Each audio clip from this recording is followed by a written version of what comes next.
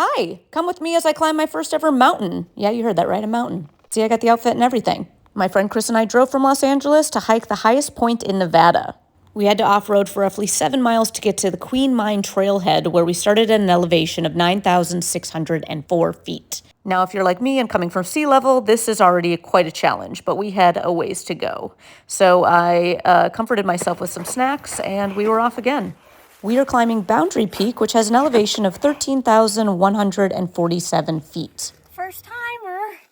So I've done some hiking in my days, but this isn't hiking. No one I should ever call this hiking. This is mountain climbing. So at this point, I'm a little confused at what I got myself into, but still feeling pretty spirited. Taking these photos and videos, I felt kind of disappointed because I knew that people wouldn't understand how hard this was. Like, they don't do it justice at all. We are high. This is up high, people, okay? So high it's snowing, which I was very happy to see. I learned some cool terminology up on the mountain. Scrambling is basically where you like climb over a bunch of rocks, usually with your, I think, hands. So like bouldering. Whoopsie, careful. And then we found bones, and I took them home with me, so I might be cursed now, but we'll see. And just like that, we made it up to the peak. I was so excited. I have never done anything like this in my entire life, so it was such an accomplishment for me. We made it up to the top in a little over 3 hours with an elevation gain of 3,533. Now that probably just sounds like a number to you, but what it feels like is your lungs collapsing in on themselves, triggering your childhood asthma.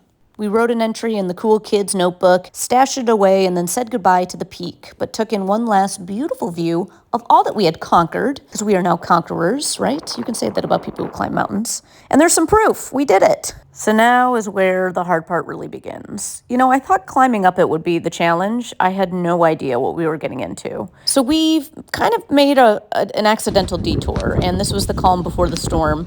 I actually didn't film it because it was so dangerous what we were doing. We found ourselves surfing down scree fields, which is just a cute little hiker term for loose, dangerous rocks that are trying to kill you. We thankfully found our way back on the trail thanks to Chris, and we made it. We made it back to the car, some of us better than others. This is something I never thought I would ever do in my entire life, but I am so thankful I did, and I will cherish it forever.